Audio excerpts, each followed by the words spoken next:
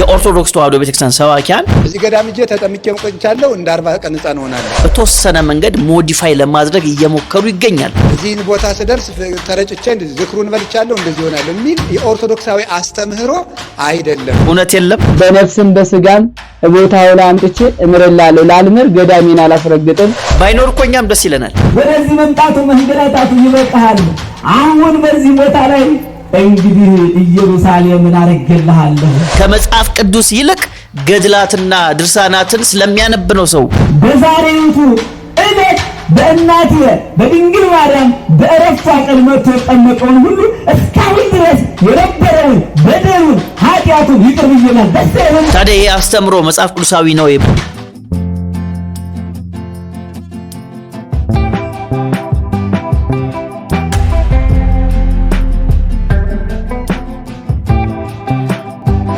ከእግዚአብሔር ከአባታችን ከጌታም ከኢየሱስ ክርስቶስ ጸጋ ሰላም ምሕረት በያላችሁበት ይብዛላችሁ። እናፈርሳለን የተሰኘው መርሃ ግብር ነው ጀምረናል። በዚህ መርሃ ግብር ላይ የተለያዩ ስህተት ትምህርቶችን በእግዚአብሔር ቃል የምናፈርስበት መርሃ ግብራችን ነው። ዛሬ ደግሞ አንድ በኦርቶዶክስ ተዋሕዶ ቤተክርስቲያን ውስጥ ያሉ የተለያየ አስተምሮቶችን ይዤላችሁ ቀርብ ያለው። በተለይም ደግሞ ከቅርብ ጊዜ ወዲህ በፊት ይታመን የነበሩ አስተምሮቶች አሁን ላይ አንዳንድ መምህራኖች እንግዲህ አውደ ምሕረቱ ላይ በተወሰነ መንገድ ለማስተካከል እየሞከሩ ይገኛሉ።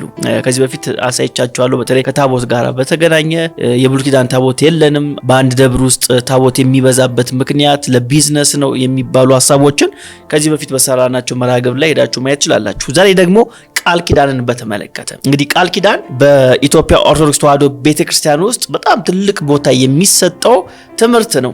የቅዱሳን ቃል ኪዳን ለምሳሌ የሆነ ገዳም የሄደ ሰው 10 ትውልዱ ወይም 500 ወይም 400 ወይም 1000 ትውልዱ ይድንለታል።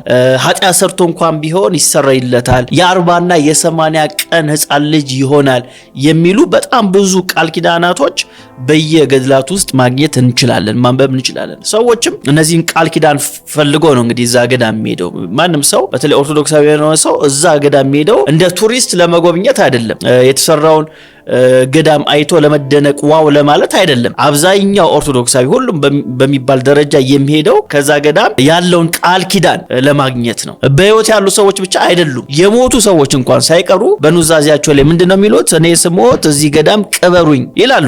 ለዛም እኮ ነው ከውጭ ሀገር ከአሜሪካ፣ ከኢሮፕ፣ ከአረብ ሀገር ሰዎች ሙተው ግን ሬሳቸው እዚህ ይመጣና ምን ይደረጋል? እዚህ ይቀበራል። ለምንድነው እዚህ መጥቶ የሚቀበረው ከተባለ አብዛኛው ሰው ያን የሚያደርግበት ምክንያት ከዛ ገዳም ሂጄ እዛ ገዳም ብቀበር የኃጢአት ስርየትን አገኛለሁ፣ የእግዚአብሔር መንግስትን የመውረስ ዕድል ይኖረኛል። ለምን? በየገድላቱ ላይ የተጻፉ ቃል ኪዳኖችን ስለሚያነብ ማለት ነው። ስለሚያነብ ሌላ ምንም ሚስጥር የለውም። ብዙ ሰው ከአሜሪካ መቼም እዚህ መጥቶ የሚቀበረው በህይወት የኖረው አሜሪካ ሲሞት እዚህ መጥቶ ለምንድነው የሚቀበረው? ለምን ከተባለ በቃ ይሄን ቃል ኪዳን እናገኛለሁ ብሎ ስለሚያስብ ነው። አብዛኛው ሰው እንደዛ ነው የሚያደርገው። ታዲያ አሁን ላይ ይሄን ቃል ኪዳንን በተመለከተ መጽሐፍ ቅዱሳዊ ሐሳብ ስለሌለው እነዚህ ቃል ኪዳኖች ከእግዚአብሔር ቃል አንፃር ስናያቸው ትክክል ስላልሆኑ የኦርቶዶክስ ተዋሕዶ ቤተክርስቲያን ሰባኪያን በተወሰነ መንገድ ሞዲፋይ ለማድረግ እየሞከሩ ይገኛሉ። ከነዛ ውስጥ እንግዲህ አባ ገብረ ኪዳን በዚህ ጉዳይ ላይ የተናገሩት አንድ ሐሳብ አለ። እስቲ እሱን ሐሳባቸውን ሰምተን እንመለስ። እዚህ ገዳም እጄ ተጠምቄም ቆይቻለሁ እንደ 40 ቀን ሕፃን ሆናለሁ። እዚህ ቦታ ስደርስ ተረጭቼ ዝክሩን በልቻለሁ እንደዚህ ሆናለሁ የሚል የኦርቶዶክሳዊ አስተምህሮ አይደለም። እንግዲህ ከሳቸው ንግግር መስማት እንደቻልነው የሆነ ቦታ ሄጃለሁ፣ የሆነ ገዳም ሄጃለሁ፣ በቃ የ40 እና የ80 ቀን ሕፃን ሆናለሁ፣ ኃጢአቴ ይሰረይልኛል ብላችሁ የምታስቡ ሰዎች ካላችሁ ልክ አይደላችሁም። ይሄ እንደዚህ የሚባል ኦርቶዶክሳዊ አስተምህሮ የለም በማለት ተናገሩ። እውነት የለም ብለን ደግሞ እኛ እንጠይቃለን። የለም ወይ? ባይኖር እኮ እኛም ደስ ይለናል። አሁን አባ ገብረ ኪዳን በተናገሩት ንግግር እስማማ ነበር። እኛም ሐሳባችን ይሄ ነው። እንደዚህ አይነት ትምህርት የለም ነው የምንለው፣ በመጽሐፍ ቅዱስ ነው እኛ ግን የምንለው። ግን በኦርቶዶክስ ተዋሕዶ ቤተክርስቲያን እንደዚህ አይነት ትምህርት የለም ወይ ከተባለ አለ፣ በደንብ ነው ያለው። ማስረጃ ከተባለ እስቲ የሆነ ቪዲዮ ሰምተን እንመለስ። በነፍስም በስጋም ቦታው ላይ አምጥቼ እምረላለሁ ላልምር ገዳሜን አላስረግጥም።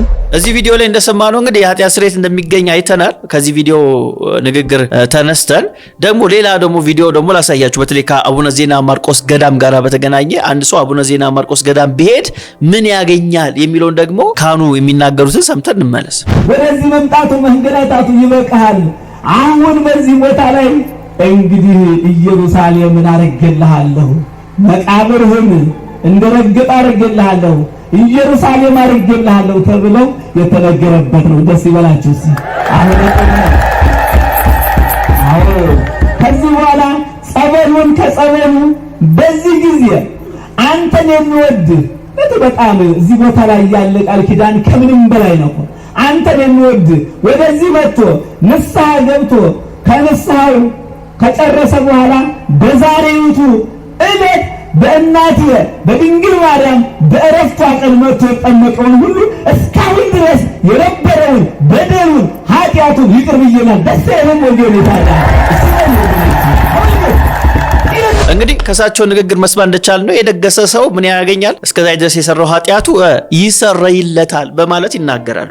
እንግዲህ ሁለቱም ቪዲዮ ላይ ማየት ችለናል። ሁለቱም ቪዲዮዎች ያየናቸው ከአባ ገብረ ኪዳን ውጭ ያሉት ሁለቱ ቪዲዮዎች ማለት ነው ኦርቶዶክሳዊ ናቸው፣ ካህናቶች ናቸው። የራሷ የኦርቶዶክስ ቤተክርስቲያን ገዳም ላይ ያደረጉት ስብከት ነው የሰማነው። በተለይም ሁለተኛው ቪዲዮ አቡነ ዜና ማርቆስ ገዳም ነው። ከኋላ እንደምታዩት ታቦት ቁሟል። ታቦቱን አቁሞ ነው እየተናገሩ ያሉት፣ እየሰበኩ ነው። ለህዝቡ ምንድነው የሚሉት? የዘመረ የደገሰ ሰው እስከዛ ድረስ የሰራው ኃጢአቱ ይሰረይለታል በማለት ተናግሯል። እዚህ ገዳም ሰው ከመጣ ከአቡነ ዜና ማርቆስ የተሰጣቸው ቃል ኪዳን ስላለ የዚህ ቃል ኪዳን ተሳታፊ ይሆናልና የኃጢአት ስርየት ያገኛል። ምን ስላደረገ? እዛ ገዳም ስለተገኘ በሳቸው ስም ስለደገሰ ምን ያገኛል? የኃጢአት ስርየትን ያገኛል በማለት የራሷ የኦርቶዶክስ ተዋሕዶ ቤተክርስቲያን ሰባኪያኖች እንደዚህ በዚህ አይነት መንገድ ሲሰብኩ ሲያስተምሩ እየሰማን እንገኛለን። ታዲያ አባ ገብረ ኪዳን እንግዲህ ያነሱት ሐሳብ ይሄን አስተምሮ ምን ለማድረግ ነው? ትንሽ ሞዲፋይ ለማድረግ ተሞክሯል። ታዲያ መጀመሪያ እናንተ ተስማሙ ማለት ፈልጋለሁ። በኦርቶዶክስ ተዋሕዶ ቤተክርስቲያን ውስጥ ያለው አስተምሮ የት ነው ከተባለ አሁን መጨረሻ ላይ የሰማነው ቪዲዮ ነው። አብዛኛው ሰው ቅድም እንዳልኳችሁ ከቃል ኪዳኑ ተሳታፊ መሆን ይፈልጋል። ለምንድን ነው መሆን ይፈልገው ከተባለ የኃጢአት ስርየትን ለማግኘት የእግዚአብሔርን መንግስት ለመውረስ ነው ያን የሚያደርገው። ካልሆነ እንግዲህ ገንዘቡን አውጥቶ በማይመች መንገድ አብዛኛው ቦታ በእግር ነው የምትገቡት ማለት በመኪና ትሄዱና መኪና የማይገባበት ቦታዎች ስላሉ አብዛኛው ሰው ምን ያደርጋል? ረጅም ሰዓት ለ1 ሰዓት ለ2 ሰዓት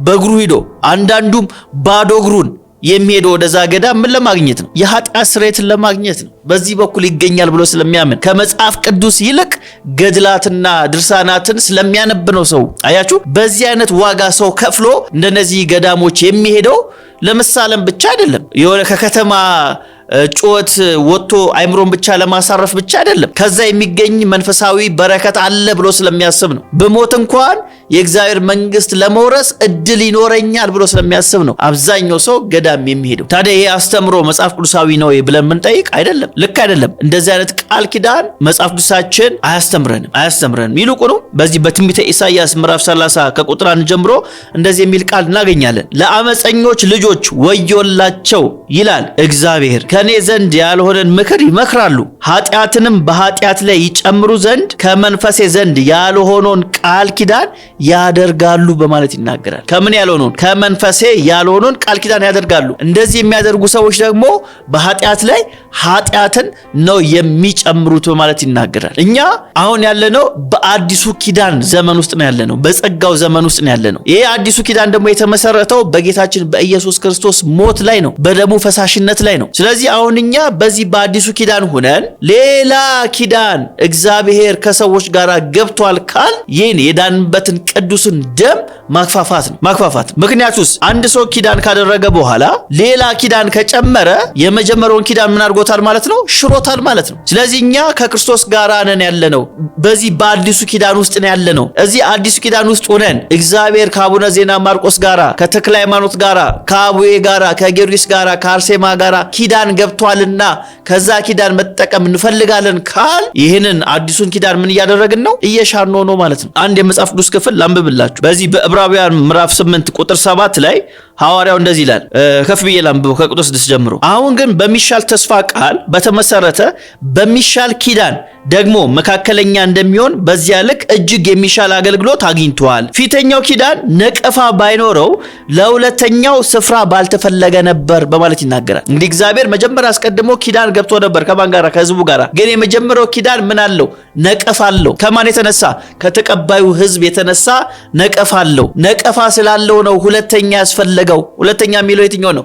አዲሱ ኪዳን። አያችሁ፣ የመጀመሪያው ኪዳን ነቀፋ ስላለው ምን አስፈለገ? ሁለተኛ ኪዳን አስፈልጓል፣ አዲስ ኪዳን አስፈልጓል። ስለዚህ አሁን በአዲሱ ኪዳን ዘመን ሆነን እግዚአብሔር ከአቡነ ዜና ማርቆስ ጋራ ኪዳን ገብቷል ካል አዲሱ ኪዳን ምን እያደረግነው ነው? ነቀፋ አለው እያልን ነው።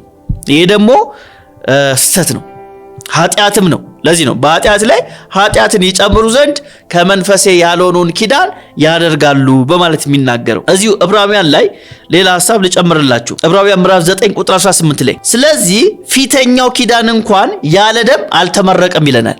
ተመልከቱ፣ ኪዳን እንዲጸና ምን ያስፈልጋል? ደም ያስፈልጋል። አዲሱ ኪዳን የተመሰረተው ምን ላይ ነው? በጌታችን በኢየሱስ ክርስቶስ ሞት ላይ ነው፣ በደሙ ፈሳሽነት ላይ ነው የተመሰረተው። እግዚአብሔር ኪዳን ገባ ተብሎ ከአቡነ ዜና ማርቆስ ጋራ ከጊዮርጊስ ጋራ ገባ የተባለው ኪዳን ደም ላይ የተመሰረተ ነው ከተባለ አብዛኛው ደም ላይ የተመሰረተ አይደለም። ይልቁንም ጠላ ካጠጣህልኝ፣ ምግብ ካበላህልኝ፣ እንደዚህ ካደረክልኝ ሰዎች ምን አደርጋቸዋለሁ? ይቅርላቸዋለሁ፣ የኃጢአት ስርየትን ሰጣቸዋለሁ፣ እስከ 1000 ትውልድ ድረስ እምርላቸዋለሁ በማለት ነው ኪዳኖቹ የሚናገሩት። ስለዚህ በትክክለኛው ደም ላይ የተመሰረተው ኪዳን የጌታችን የኢየሱስ ክርስቶስ ኪዳን ብቻ ነው። ሌላ ኪዳን ከዚህ ውጪ የለም። በተለይ ዕብራውያን ስለ ኪዳኑ በሚገባ ነው የሚነግረን። በዚህ በዕብራውያን 12:24 ላይ የአዲስ ኪዳን መካከለኛ ወደሚሆን ወደ ኢየሱስ ከአቤል ደም ተመልከቱ፣ ከአቤል ደም ይልቅ የሚሻለውን ወደሚናገር ወደ መርጨት ደም ደርሳችኋል ይላል። ስለዚህ አሁን ያለነው የአዲስ ኪዳን መካከለኛ የሆነው ጌታችን ኢየሱስ ክርስቶስ ደሙን ባቀረበበት ወቅት ላይ ነው ያለነው፣ ወይም ደግሞ ሲዝን ውስጥ ነው ያለነው፣ ወራት ውስጥ ነው ያለነው። ለምን?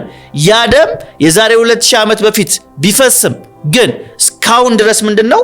ትኩስ ነው። እስካሁን ድረስ ምንድነው? ይሰራል። ልክ እንደ ትላንት ነው ሆኖ ነው የሚሰራው። ለምን ከተባለ የኢየሱስ ክርስቶስ ደም ዛሬም ሕያው ስለሆነ ለዛ ነው ከአቤል ደም ይልቅ የሚሻለውን ወደሚናገር ወደ መርጨት ደም ምን ብላችኋል?